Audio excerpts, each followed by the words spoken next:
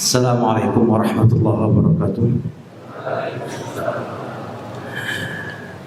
Innal hamdalillah nahmaduhu wa nasta'inuhu wa nastaghfiruh wa na'udzu billahi min shururi anfusina wa min sayyiati a'malina. May yahdihillahu fala mudilla lahu wa may yudlil fala hadiya lahu. Asyhadu an la ilaha illallah wahdahu la syarika lahu wa asyhadu anna Muhammadan abduhu wa rasuluh sallallahu alaihi wa ala alihi wa sahbihi wasallam tasliman katsiran.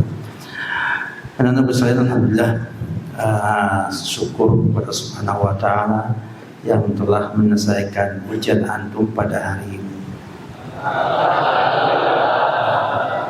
Sudah plong ya. Tinggal olahraga, gerak-gerak, senang-senang baru pulang.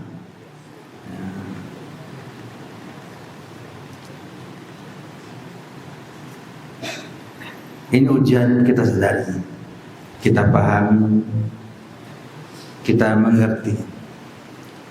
Padahal ada ujian yang kita ada tiap hari, yang kadang tidak kita sadari, tidak kita ketahui, tidak kita mengerti. Manusia diuji setiap saatnya. Ini terjadi sejak Nabi Adam alaihissalam sampai hari ini. Bukan hanya Adam, namun semua Allah Subhanahu wa taala Allah uji dan ujian-ujian tersebut, sehingga nampak mana yang patuh, mana yang durhaka, mana yang dia mukmin, mana yang palsu, Hari ini kita santai. Saya mau cerita saja. Ya. Cerita tentang Adam alaihissalam dengan iblis dan apa? Malaikat. Suatu saat Allah berfirman kepada malaikatnya, Inni ja'ilun fil ardi khalifah. Wahai malaikat-malaikatku, sesungguhnya aku akan jadikan di muka bumi ini khalifah, ya, pemimpin yang berganti-ganti. Satu mati, ganti yang baru, mati lagi, ganti yang baru. Atau masuk satu, diganti yang lainnya. Malaikat pun memberikan keterangan kepada Allah Subhanahu wa taala, memberikan sebuah ungkapan kepada Allah Subhanahu wa taala. Apa jawaban malaikat? Ataj'alu fiha, apakah engkau ya Allah akan jadikan fiha, di muka bumi ini, may yufsidu fiha, orang yang akan merusaknya, wa yasfiku dima, dan menumpahkan darah di sana. Malaikat ketika dengar Allah ingin jadikan makhluk jadi khalifah di bumi ini, langsung memberikan tanggapan, ya Allah, apakah engkau ingin jadikan padanya orang-orang yang merusak dunia ini?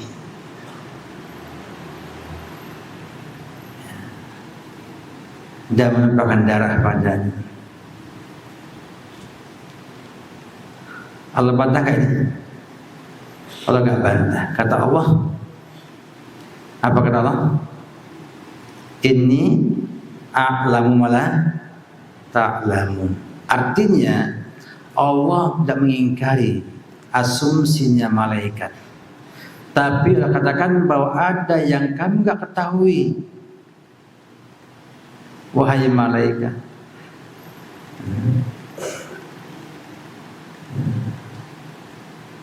Apa itu? Wa 'allama Adama al-asma'a kullaha. Dan Allah mengajarkan Adam nama-nama makhluk. Artinya ada makhluk nanti yang Allah akan jadikan di muka bumi yang bisa menerima ilmu. Bisa apa? Menerima ilmu. Allah ajarkan Adam tentang nama-nama benda yang ada di muka bumi ini, semuanya. Allah berikan ilmu. thumma aradahum 'alal malaikah. Kemudian benda-benda ini, makhluk-makhluk ini Allah paparkan di hadapan para malaikat. Ditampakkan kepada para malaikat semua hewan, tumbuhan dan lain sebagainya. Apa kata Allah? Ambiuni bi asma'i haula'i. Sampaikanlah, beritahulah kepada nama-nama mereka ini semuanya. Malaikat yang punya niat baik, hati yang lurus, yang Allah ciptakan dari cahaya, mengatakan qalu la ilma lana illa ma 'allamtana. Ya Allah, tidak ada ilmu pada kami kecuali yang telah Engkau ajarkan kepada. Malaikat menerima dan mengakui bahwa ia tidak punya pengetahuan tentang nama-nama tersebut, dan mengatakan bahwa kami tidak punya ilmu kecuali yang Engkau ajarkan kepada kami.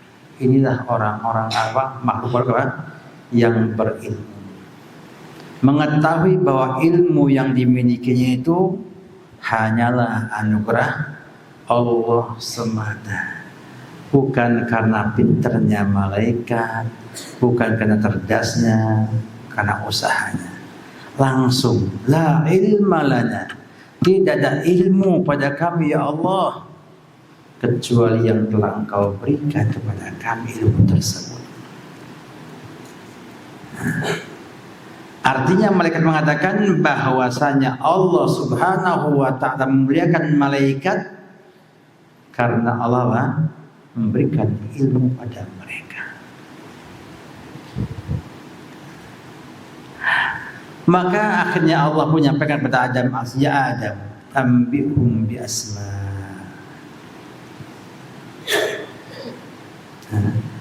Wahai Adam, silakan disampaikan nama-namanya itu. Falamma ambahum bi asmaihim, ketika Adam berhasil menyampaikan nama-nama benda semuanya, apa kata Allah? Apa kata Allah?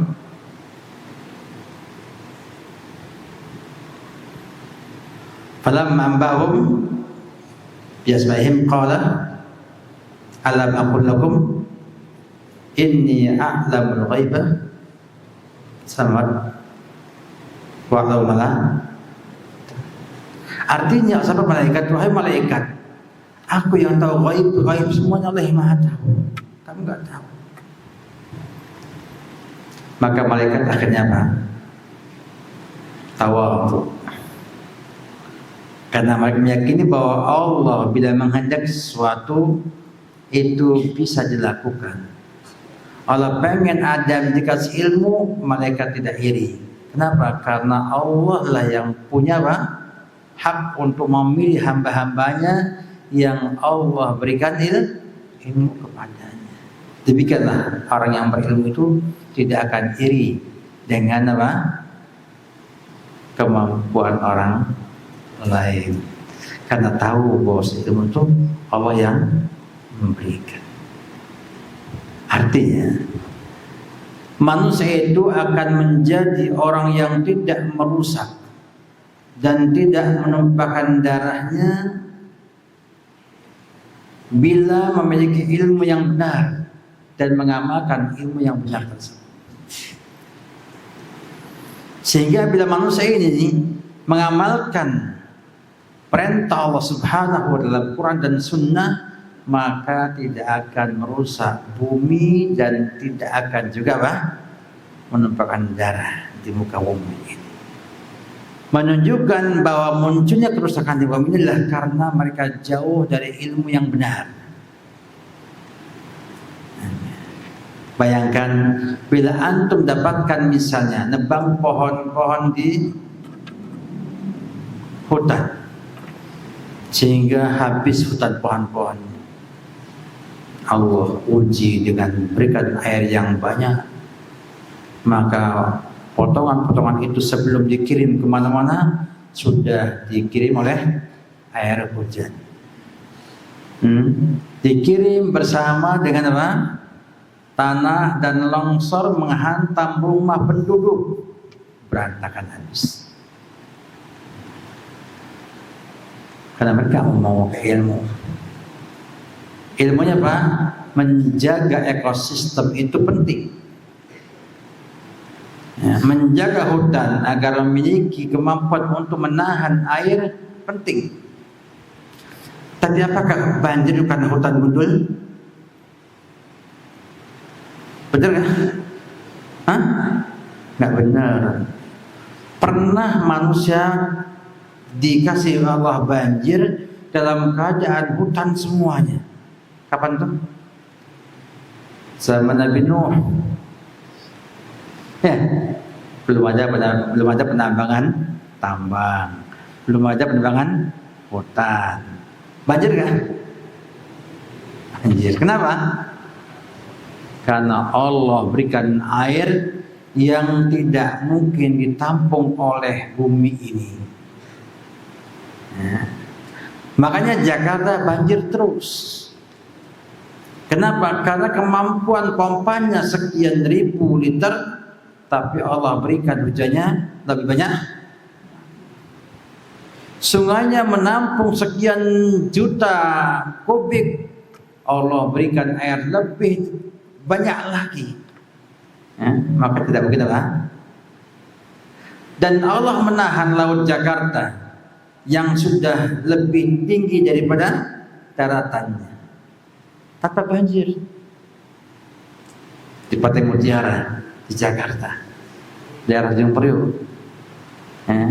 yang katanya lautan lebih tinggi daripada tanah sejauh hampir 1 meter. Kalau tanggulnya sudah pindah lautnya ke daratan. Ya Allah menghendaki tidak banjir, maka apa? Enggak banjir. Ya.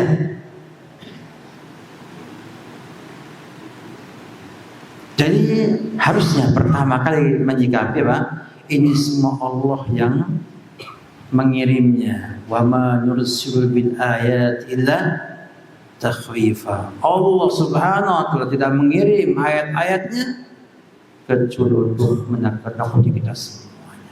Harusnya sadar Allah ini sedang mengirim ayat-ayatnya kepada kita agar kita tambah takut. Bukan tambah takut, malah apa? Menjarah tokoh-tokoh karena takut enggak makan, takut mati kelaparan. Padahal mungkin kalau mereka semua pada ibadah sama Allah, mohon sama Allah, ya, keselamatan bisa jadi Allah kirim dari makhluk-makhluknya yang nanti bisa jadi bahan makanan mereka di sini.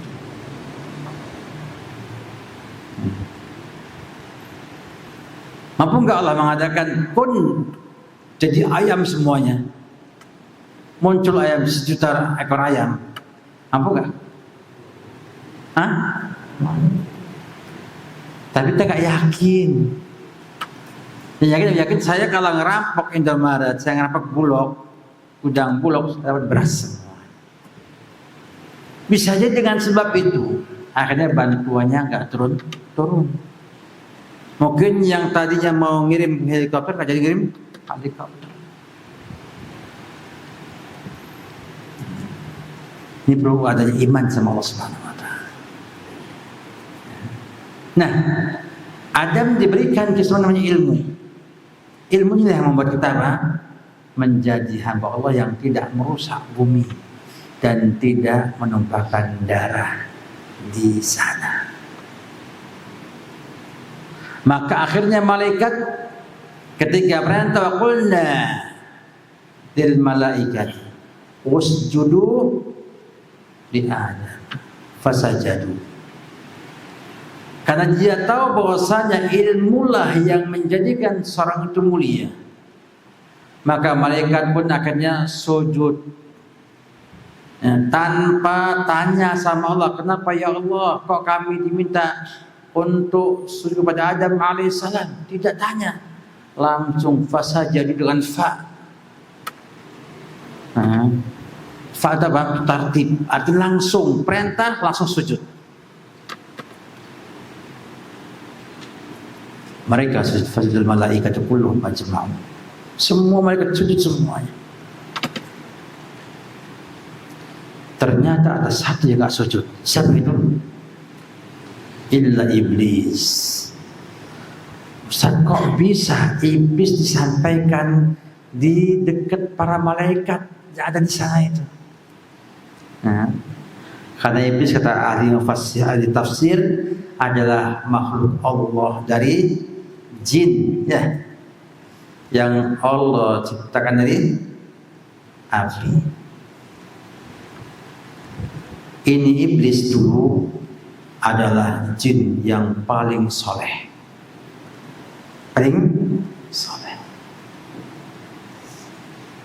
Menakjubkannya, kok bisa makhluk yang paling soleh jadi yang paling durhaka? Maka antum-antum yang sudah Allah mudahkan semangat belajar, semangat beribadah, jangan sombong. Itu semua Allah yang memberi. Dan Allah bila berkehendak bisa merubah semuanya menjadi terbalik 180 derajat. Lihat, si iblis ini saking solehnya, dia itu menjadi orang yang atau makhluk jin yang Allah berikan kekuasaan untuk menghukum jin-jin yang berbuat jahat. Dan karena solehnya tinggal bersama para malaikat. Di mana tinggalnya? Di surganya Allah Subhanahu wa ta'ala. Nah, ketika ia orang soleh, maka dia akhirnya gurur, ujub. Ujub, kenapa ujub? Merasa bahwa ia lebih hebat daripada Adam alaihi salam, seorang soleh. Maka Allah tanya iblis, wahai iblis, ma mana'aka an taslimal khalaqtu biyadayya. Apa sebabnya kamu itu enggak mau sujud kepada makhluk yang aku ciptakan dengan 2 tangan? Artinya sampaikan bahwa ini makhluk istimewa karena Allah langsung yang menciptakannya dengan kedua tangannya.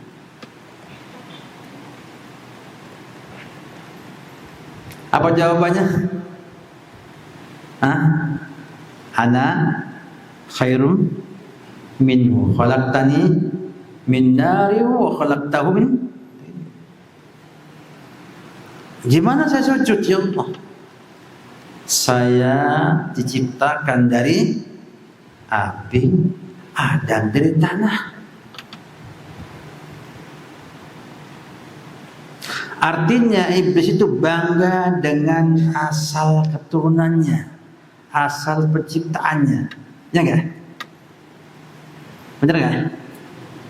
Dia bangga karena ia diciptakan dari api. Artinya orang yang bangga dengan keturunannya, tidak mau belajar tapi ngaku, misalnya dia itu bapaknya kiai besar, maka dia ngomong saya ini kan Gus. Atau ngaku keturunan Ali bin Abi Thalib, ngaku saya ini duriyahnya Nabi. Itu ikut siapa itu? Ikut malaikat atau ikut iblis? Ikut siapa? Ikut iblis. Tapi yang melihat bahwasanya mulia dengan ilmu, ikut siapa? Malaikat. Malaikat menghormati orang yang berilmu.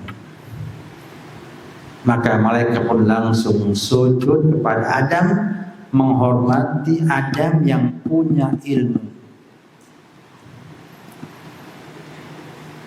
Iblis tidak, dia bangga dengan keturunannya, nasabnya, mengatakan saya ini ya Allah Kau ciptakan dari api. Adam itu apa? Ya, Engkau ciptakan dari tanah. Dia jadi ujub. Setelah ujub apa? Meremehkan orang.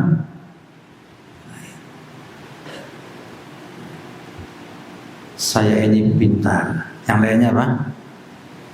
Bodoh. Apa namanya kalau sudah meremehkan orang lain? Hah? Kiber.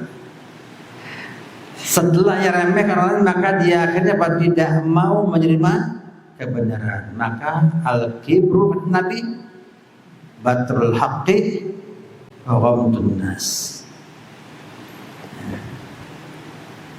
Menolak kebenaran dan meremehkan apa? Orang lain. Iblis akhirnya jadi ujub, jadi apa? Jadi sombong. Setelah sombong, maka dia tidak mau menerima perintah Allah Subhanahu wa ta'ala. Nah, ketika orang sombong dinasihati, ditegur oleh Allah Subhanahu wa ta'ala, ya, maka dia ngomong ana khairum min khalaqtahu min tin wa khalaqtahu min nar wa khalaqtahu min tin. Setelah itu apa? Tambah menentang Allah Subhanahu wa ta'ala. Kata Allah, ukhruj, ya, keluar kamu, fa innaka rajim, karena kamu itu terlaknat. Apa iblis kemudian diam? Menyesal? Hah? Tambah sombong lagi. Tambah sombong lagi.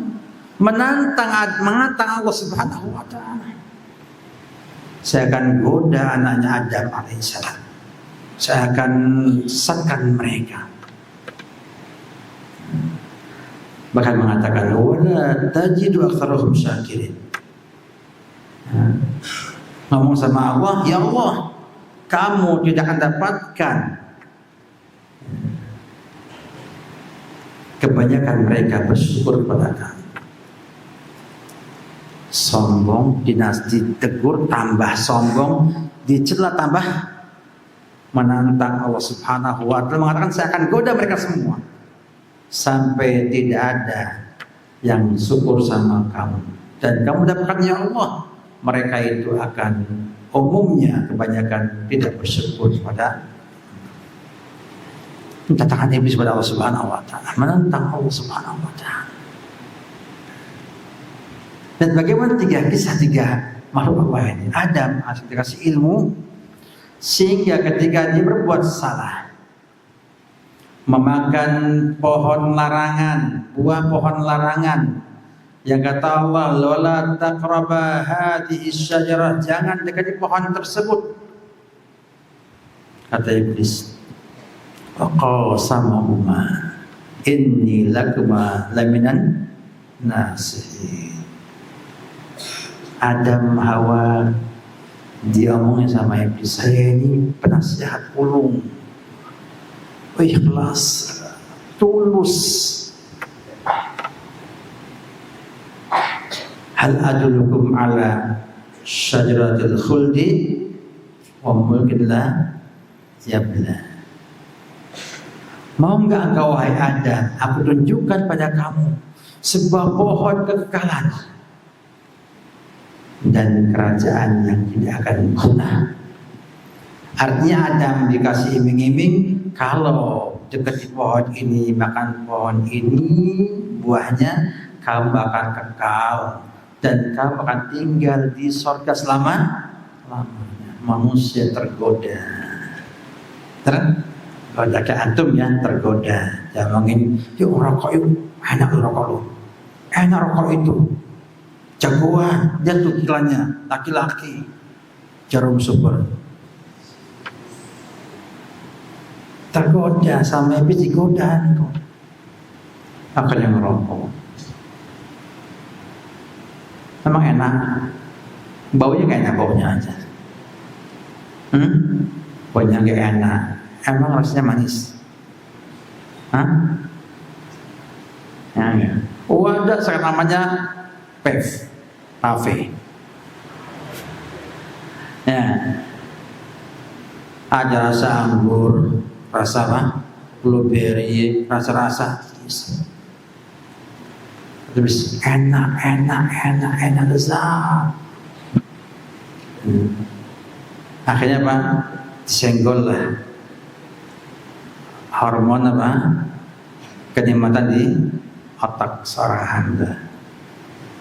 Akhirnya merasakan sebuah kepuasan.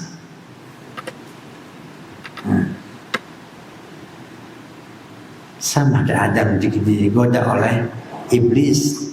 Kamu makan nikmat. Kalau makan pohon ini, makan buah ini, nikmat sekali. Bahkan kamu kekal. Namanya manusia kan pengennya apa? Kekal. Makanya raja itu kalau atau melihat pengennya apa? Jangan dikudeta.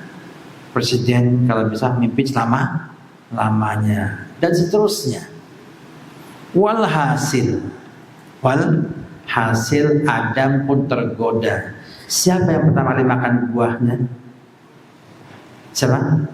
Hawa, perempuan. Karena perempuannya ini akalnya kurang, perasaannya apa? Dominan. Maka mudah tergoda. Nah, ketika perempuan digoda, laki-laki pun tergoda. Karena tidak ada, kata Nabi, fitnah ad-darru ala rijal minan nisa. Perempuan sudah makan, ada pun apa? Ikut makan. Cuma ada kisah yang nggak benar, nggak tahu dari mana sumbernya. Katanya Hawa itu makan sampai ke dadanya sehingga muncul payudaranya, yang Adam cuma di tenggorokan sehingga muncul zakunnya. Megang zakunnya. Nggak benar itu salah itu, nggak ada kisahnya, nggak ada itu. Artinya benar, sebelum makan buah itu apakah Adam dan Hawa sama bentuknya? Ya beda. Sejak Allah ciptakan pertama kali Adam dan Hawa nggak sama. Enggak. Laki-laki dikasih akal dan perasaan sedikit. Perempuan dikasih perasaan yang besar, akalnya sedikit. Kalau bergabung dua ini, pas nggak? Pas asik. Sehingga dominasi akal dengan perasaan apa? Saling desak sehingga muncul keindahan di sana. Karena kalau antum lihat sekarang, kalau kita pakai akal semuanya, pakai akal terus, nggak ada yang indah dunia ini. Atau perasaan terus, bubar dunia ini. Maka lihat, orang yang akalnya itu baik, perasaannya biasanya apa? Kurang peka. Tapi yang akalnya kurang sehat, kurang sempurna, biasanya perasaannya mendominasi. Maka lihatlah orang demo itu, ada yang demo itu profesor, ada pakar apa gitu, ada nggak? Nggak ada. Atau mahasiswa dengan IPK-nya 4, nggak ada.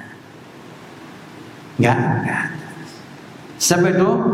Orang-orang yang akalnya kurang sempurna, baru berdemo-demoan. Jadi intinya kita harus bisa menjaga itu semuanya. Akhirnya Adam pun ikut makan dan Allah tegur langsung apa? Dengan fabadat sau'atuhuma.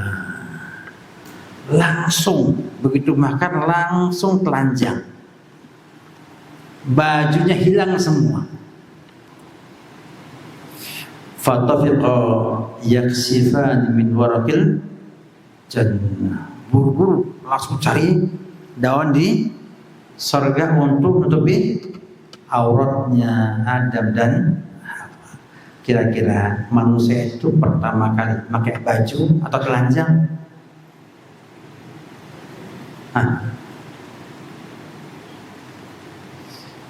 Paham ya? Manusia itu pertama kali itu apakah telanjang atau pakai baju? Pakai baju. Baru melanggar hukum telanjang. Sehingga ada bahasa manusia purba itu pakai baju gak? Kok bisa?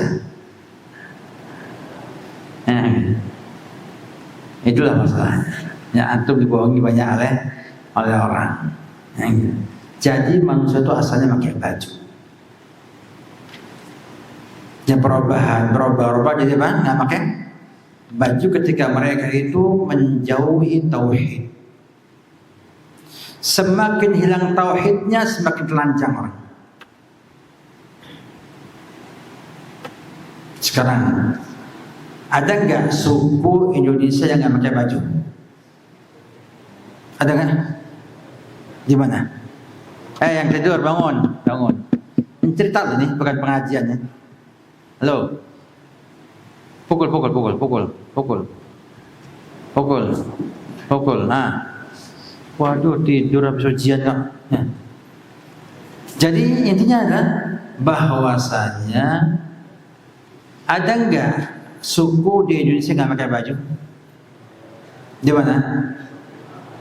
Mana? Papua. Mana lagi? Subhanallah. Lihat agamanya, lihat akidahnya. Bertauhid nggak? Enggak. Ya. Artinya bahwa orang semakin bertauhid semakin sempurna pakaiannya, bajunya, semuanya lebih tertutup daripada yang tidak. Semakin jauh dari tauhid semakin telanjang.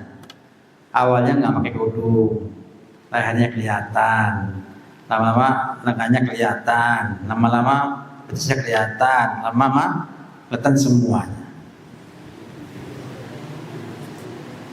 Umumnya tidak bertauhid. Lihat antum, lihat yang orang-orang yang sedang nggak pakai baju, kita sedikit aja itu rok mini, baju mini, kereta mini. Bertanya, Aina Allah, di mana Allah? Bengong dia nggak jawab. Enggak? Subhanallah, ya. Jadi ternyata Adam terkena apa? Kutukan, dihilangkan pakaian dari tubuhnya. Kemudian mereka apa? Mengatakan Rabbana. Apa? Apa doanya?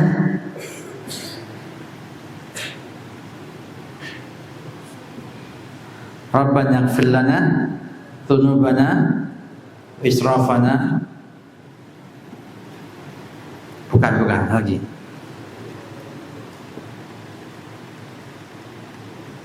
Rabbana ighfir lana dzunubana wa kaffir 'anna sayyi'atina.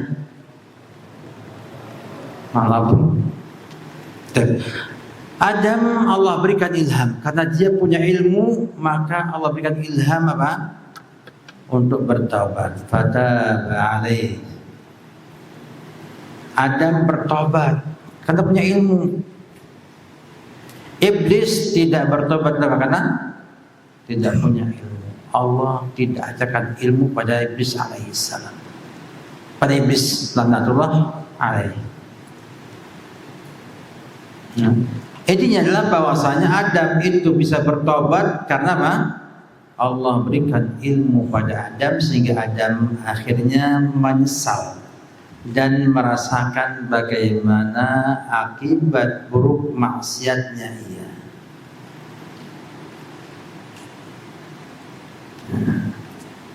Maka akhirnya Allah keluarkan Adam dan Hawa serta iblis kemana? Ada pertanyaan. Allah sudah usir iblis dari surga. Kok bisa masih bisa menggoda Adam dan Hawa. Adam besar kan? Iblis di luarnya. Bagaimana bisa ada hubungan? Walaupun ada khilaf.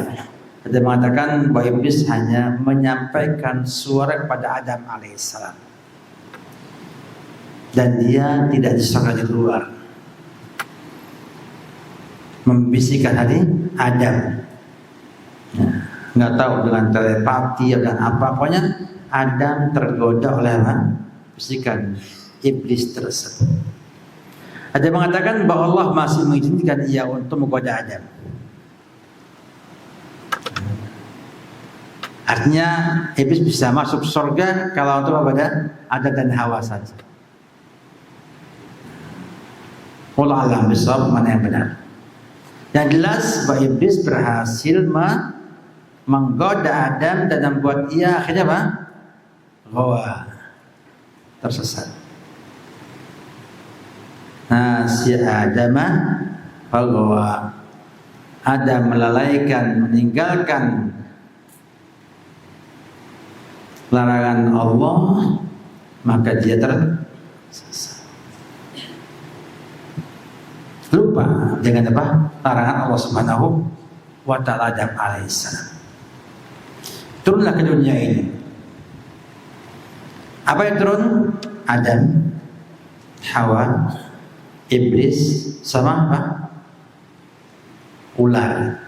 Kata ulama tafsir, ular pun dikeluarkan dari surga turun ke dunia. Maka ular menjadi musuh manusia sejak Adam sampai hari kiamat nanti. Nabi mengatakan dalam sebuah riwayat di Targhib wa Tarhibnya Al-Mundhiri dan sahihkan oleh Imam Al-Albani rahimahullah taala, kata Nabi, ma sallamna mundu ma harabna. Kami tidak pernah damai dengan ular sejak kami perangi ular sejak zaman dulu. Artinya sejak zaman Adam ya, sampai zaman Nabi itu tidak ada kata damai dengan ular sampai hari kiamat nanti. Maka Nabi ada ular bunuh. Sekarang dilarang ya. Kalau antum dapatkan ular sansa 7 meter, antum kepada bunuhnya, harus tangkap. Kenapa? Itu hewan langka, harus dilindungi. Ini saja demikian.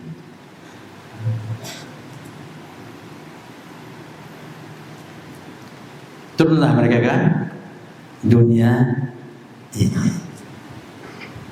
Allah sayang sama Adam dan Hawa dan anak-anak mereka, juga kita semua, memberikan pesan kepada Adam dan Hawa. Qulna bitu minha jami'an fa imma ya'tiyannakum minni huda, akan datang pada kalian petunjukku. Apa itu? Nabi dan kitab suci. Kita Al-Quran dan Sunnah Nabi kita Muhammad SAW. Maka kata Allah, famanittaba hudaya, siapa yang ikut petunjukku, fala khaufun alaihim walahum yahzanun. Ini pesannya, ya, pesan dari Allah kepada Adam supaya anak-anaknya memahami dan mengerti ini. Siapa yang mengikuti Allah Subhanahu wa taala, fala khaufun alaihim. Al-khauf, takut itu apa? Tentang yang akan datang. Jatuh nih, takut mau ujian. Apakah sudah ujian atau belum ujian? Belum ujian. Setelah ujian, takut gak? Hari ini takut ujian? Sudah gak takut kan? Takut itu akan datang. Walahum yahzanun, dan tidak sedih. Sedih itu atas hal yang telah lalu, telah lampau. Nggak ada yang sedih dengan masa depannya. Yang ada apa? Takut dengan masa depan, sedih dengan apa? Yang telah berlalu. Artinya orang yang ikut petunjuk Allah Subhanahu wa taala itu dapatkan keutamaan tidak takut dengan masa depan dan tidak sedih dengan yang telah lalu. Kenapa? Karena semuanya qadarullah ma syaa fa'al. Kalau baik, alhamdulillah ala alhamdulillah bi nikmati tatimu shalihat. Kalau enggak baik, alhamdulillah ala kulli halin. Pada surat Toha sampaikan fala yadhillu wala yashqa.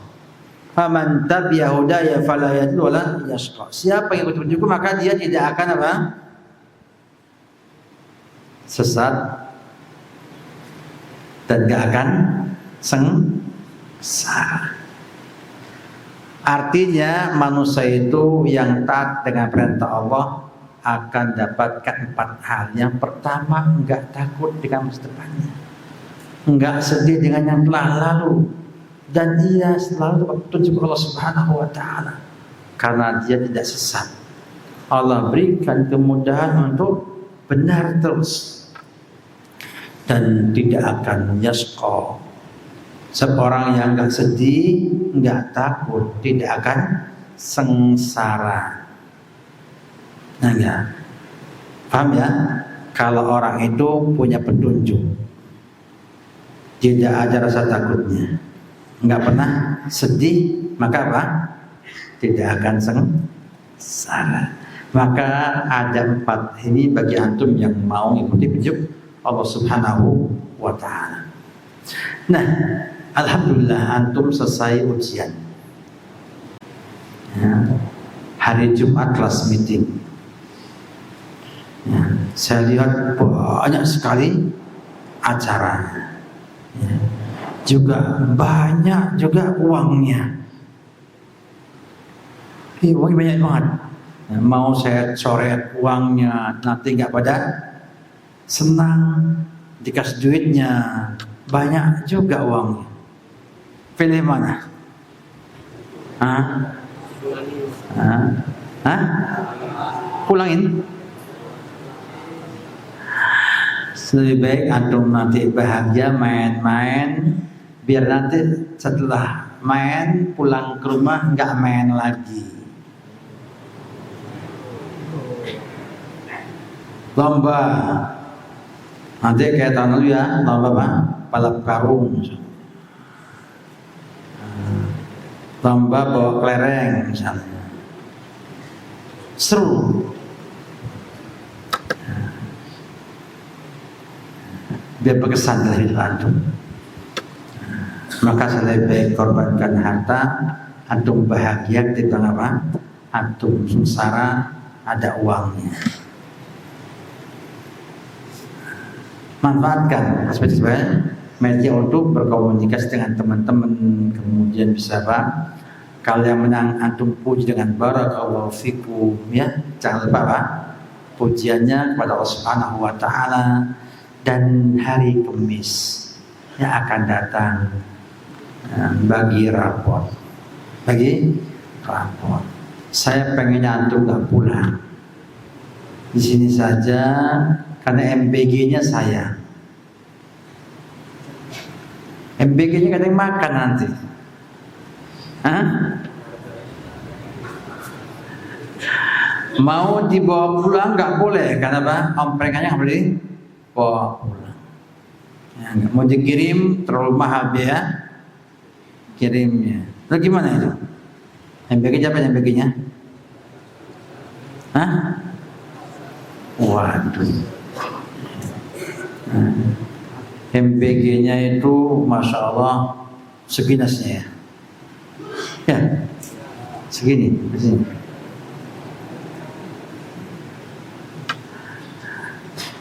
Tanya ke dapur, Ustaz, sama aja tetap masaknya harus sekian sama. Yang antum masalahnya makan 2 piring aja kuat, tambah 3 mau lagi.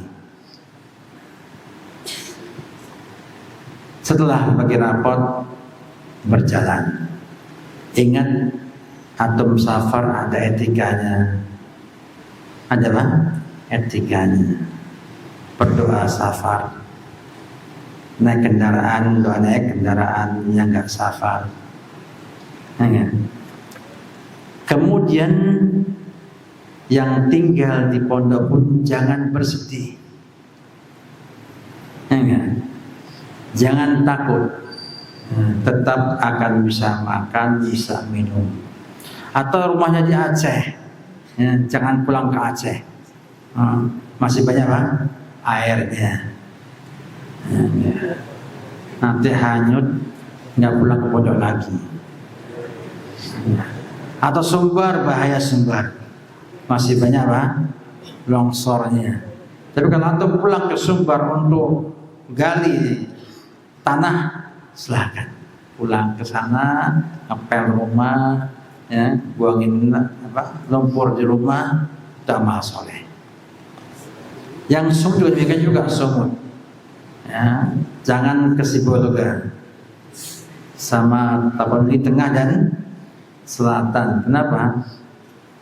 Karena masih banyak yang hilang dimakan apa?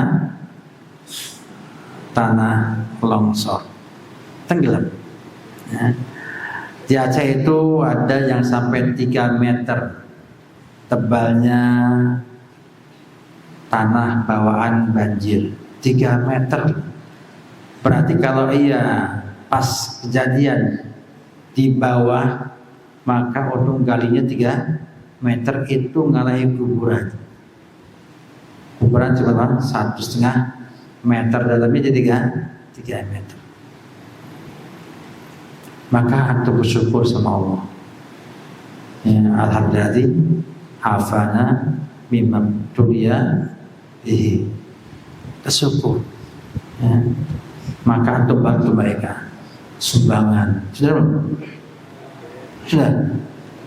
Besok pas Bapak datang, Pak, tolong Pak sumbangan lagi gitu. Untuk mereka kasihan, bahwa mereka butuh, bukan hanya hidup, ya, tapi juga butuh makan. Dan mereka harus bekerja selama paling enggak untuk bersih-bersih rumah itu sepekan belum tentu selesai bersih-bersihnya. Maka mereka butuh bantuan kita semua, dan kita mohon Allah SWT untuk mudah-mudahan kita semua bisa mensyukuri nikmat yang agung ini dan memberi kesabaran pada mereka yang kena musibah di saat-saat seperti ini. Pesan kepada antum, tunjukkan antum sebagai santri Ibnu Abbas di rumah, jangan sampai antum pulang ke rumah seperti tidak pernah belajar agama sama sekali. Ya. Ingat, jangan sentuh rokok, jangan dekat rokok,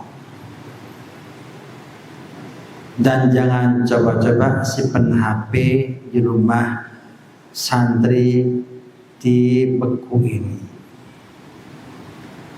Nah, yang salah bukan yang TV, yang di TV yang salah. Nanti kalau keambil nuntut sama yang punya rumah, untuk ganti HP-nya, ini keterlaluan. Dia yang nyimpen salah, yang ganti orang lain.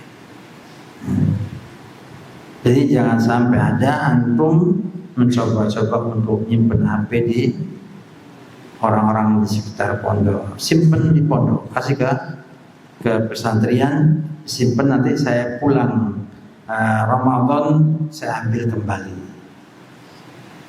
Kalau emang butuh, rumahnya jauh, tapi kalau rumahnya cuma di Solo, di Sragen, maka nggak boleh bawa HP sama sekali. Tidak ada kepentingan dalam hal ini.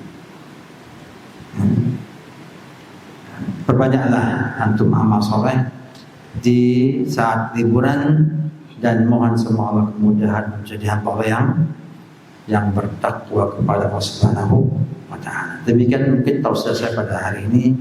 Moga-moga antum semua bahagia setelah ujian, meraih hasil yang baik, kemudian bisa pulang ke rumah dalam keadaan selamat, dalam keadaan menjadi anak yang soleh bagi orang tua antum semuanya, dan bisa memberi kebahagiaan pada antum di rumah nanti. Ingat, amalkan yang baik-baik di rumah sebagaimana pesan saya dan juga para guru kepada antum semuanya.